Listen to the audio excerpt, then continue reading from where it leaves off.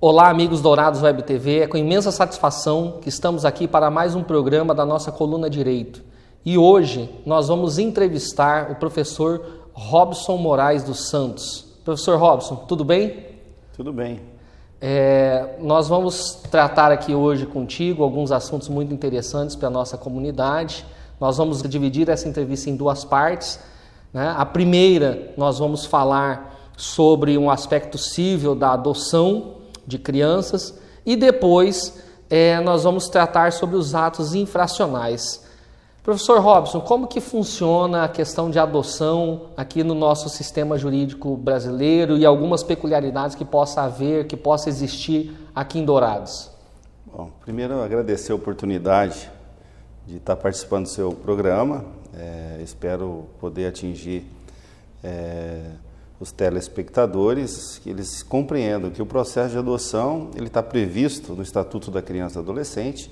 Um tempo antes esteve no Código Civil, mas a lei que cuida da população infantil e juvenil, então trata desde a habilitação, né, até a adoção de crianças e adolescentes. Bom, o legislador ele impõe algumas observâncias, né, requisitos objetivos, em que, por exemplo, a pessoa que deseja adotar deve ter pelo menos 18 anos de idade, né? Não ser irmão, né, ou avô dessa criança, ter a diferença mínima de 16 anos de idade, né? Esses são requisitos objetivos. Então, um irmão não pode adotar, um avô não pode adotar, é isso? Isso, o irmão não adota irmão, o avô não adota o neto. Né? Mas o legislador ele silenciou com relação aos demais parentes. Né? Então, o tio ele pode adotar um sobrinho. Né? E até é engraçado, às vezes eu estou na administração do curso jurídico aos pretendentes à adoção, dizer que o sobrinho se torna filho, o pai se torna tio, o primo se torna irmão e o irmão se torna primo. Né?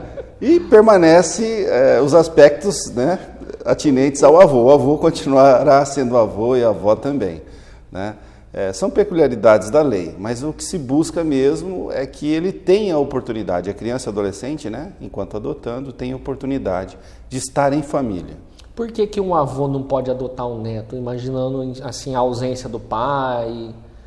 Qual seria a razão disso? Bom, a razão do legislador é em razão dos aspectos hereditários, né?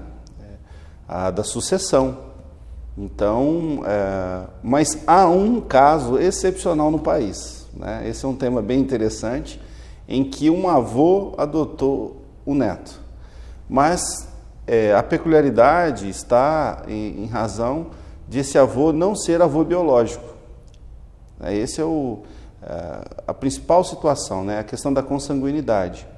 Então, esse avô demonstrou que ele sempre foi o pai do neto. Então, se discute também a paternidade socioafetiva. E esse adolescente que foi adotado, né, por lei, a partir dos 12 anos, eles são obrigatoriamente ouvidos em audiência, vão exteriorizar o seu querer. Então, ali ficou demonstrado que realmente ele era o avô por adoção, mas sempre exerceu a paternidade do neto. Então, o STJ acabou modificando as decisões inferiores, né, do juiz de primeiro grau, de segundo grau, e concedeu a adoção. Bom, o senhor falou quem pode adotar, agora vamos para o outro lado da moeda. Quem pode ser adotado? Bom, quem pode ser adotado? Olha, crianças, né, de 0 a 12 anos incompletos e adolescentes a partir dos 12 anos até os 18 anos incompletos. Embora o legislador, o ECA, né, ele contém ali uma exceção das pessoas maiores de 18 anos, né, que já estejam sob guarda ou até mesmo tutela, serem adotados, né, e aí aplicar os dispositivos que o Estatuto da Criança e do Adolescente prevê. Professor Robson, é possível uma criança que tem o pai, que tem a mãe registrado certinho e que esteja até convivendo com o pai e com a mãe ser adotado por um outro casal? Olha, a adoção, ela é excepcional. O legislador estabelece que é um direito da criança estar em família, e a família natural, a família chamada nuclear, pai, mãe e irmãos. Né? Fora desse contexto, né, ela é somente retirada e oportunizada ela estar em outra família quando ocorre a violação de direitos. Esse é um primeiro ponto. Né? É óbvio que alguns pais, observando o chamado amor altruísta, né, entregam o filho em adoção, chamada adoção personalíssima. Esses pais entregam o filho a determinado casal, a determinada pessoa. Né? Então, se verifica os graus de afinidade e afetividade entre os pais e esse pretenso adotante. Né? Então, vai depender do caso concreto esta análise. Mas a possibilidade existe, então? Existe, é uma das formas de adoção. É uma das formas de adoção, existe. Sim. Porque, assim, no imaginário coletivo, a gente só imagina a questão da adoção para aquela criança que foi abandonada, que está em um lar ali, sendo cuidado pelos órgãos públicos ou por alguma entidade filantrópica. Então, não é só nessa situação. Mas é bom lembrar que o legislador estabelece a oitiva do adotando. Né? Então, hoje as crianças com 6, 7, 8 anos de idade já têm um nível de informação, elas já se reconhecem. Né? Tanto que a maioria dos juízes não acabam ouvindo, seja pela equipe técnica, o depoimento sem dano, como também em própria sala de audiência, ouvindo se ela deseja ser adotada. Mas o que se busca é verificar, quando os pais entregam o filho em adoção diretamente a uma pessoa, se existe grau de afinidade, não só deles, como também da criança. Porque ela não pode sofrer perdas. É o que o legislador busca afastar. Ela tem que estar em família. Correto. Vamos partir aqui para uma situação nossa, mais específica aqui da nossa região. A respeito da adoção de crianças indígenas. É possível? Não é? Existe algum requisito a mais que a lei determina? Bom, o legislador não faz acepção de crianças e adolescentes, né? Se brancas, pardas, negras ou indígenas, né? O que se propõe no legislador é que essa criança e adolescente ela esteja dentro da sua comunidade. É óbvio que Dourados, por ter uma comunidade extensa, né, populacional, indígena, tem grandes dificuldades, tanto que num percentual de crianças acolhidas em Dourados, o número é muito superior de crianças indígenas, que infelizmente estão em situação de risco. Mas nem por isso essas crianças, né, vão perder o vínculo da sua comunidade, né, a questão cultural. Então busca-se outras famílias dentro da comunidade indígena, preferencialmente da mesma etnia, para que elas estejam mediante guarda. E se não puder retornar à família de origem, que elas possam ser adotadas dentro da comunidade indígena. Aí se abre um leque, né? Então, se não tenho na mesma etnia, eu busco dentro da comunidade indígena uma outra etnia, para que ela esteja dentro da sua comunidade, preservada a sua cultura. Professor Robson, na prática, como que funciona? A pessoa vai lá, coloca o nome dizendo que pretende adotar, é feito algum estudo com a família que pretende adotar, com a criança que possivelmente poderá ser adotada. Como que funciona isso na prática? Bom, na prática é observância da lei. O legislador estabelece que as pessoas podem postular a adoção. Tá? Então, toda comarca estruturada que tenha o juízo da infância e juventude tem, por obrigação da lei, né, e também por resolução do CNJ, criar mecanismos para que esses postulantes possam se habilitar. Então, eles vão procurar a Vara da Infância e Juventude. Aqui em Dourados, por exemplo, foi estabelecido através de uma portaria o projeto Adotar, onde a equipe técnica, cumprindo os dispositivos legais, buscam fazer com que as pessoas que têm interesse na adoção possam participar de um curso preparatório. Né? Ele é jurídico-psicossocial.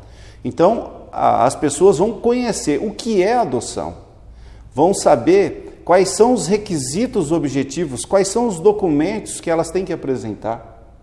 Elas vão demonstrar e buscar conhecer aspectos psicológicos, né, do que é ter uma criança sobre um processo de adoção. Então, há uma preparação. A partir de então, ela cumprindo esse primeiro ponto, que é a preparação jurídico-psicossocial, ela pode postular. Então, ela entra com um requerimento, né, ela apresenta toda uma série de documentos, inclusive documentos atinentes à sua própria saúde, né? E aí, o Ministério Público vai avaliar, a equipe técnica do Juízo da Infância e Juventude vai fazer entrevistas, estudos psicológicos, né, para verificar se eles se eles estão maduros para uma constituição ou ampliação da família através da adoção. E, por fim, o Ministério Público, então, checando toda essa documentação, essas informações, ele opina, né, se eles devem ser inseridos no cadastro local e no cadastro nacional de postulantes à adoção, ou seja, se podem ser habilitados, e o juízo vem, analisa todo o contexto e, se for o caso, ele homologa ou não homologa a inserção da pessoa ou do casal nos cadastros locais e nacionais. Para encerrar, não sei se o senhor tem esses dados, o senhor sabe quantas crianças, mais ou menos, hoje em Dourados tem que podem ser adotadas, que estão aí para adoção, e a lista de pretendentes a adotar? O senhor sabe mais ou menos? Eu posso colocar assim em números gerais que provavelmente as pessoas habilitadas à adoção, o número hoje seja de 10 vezes o número de crianças. Ou 10 vezes a mais. A mais, né? Então, em recente pesquisa, lá no Juízo da Infância e Juventude, nós observamos que tínhamos 4 crianças já destituídas do poder familiar. Então, estas estão aptas à adoção, né?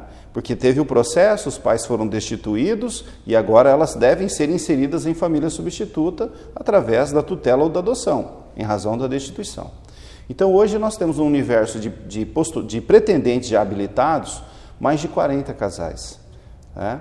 Então, temos mais pretendentes do que crianças aptas. Mas, de outro lado, e aí é bom esclarecer, nós temos mais de 70 crianças acolhidas, né? Como a lei ela determina que é direito da criança estar na família e ela só é retirada excepcionalmente por violação de direitos, eu tenho que, como técnico, né, e obediente ao legislador, buscar reinseri-la, seja na família natural ou na família ampliada, para que ela esteja em família.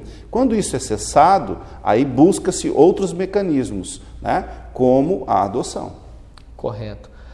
Professor Robson, obrigado pela sua presença aqui. Nós vamos continuar no nosso segundo tópico da entrevista, mas sobre este tópico, gostaria que o senhor fizesse as suas considerações finais.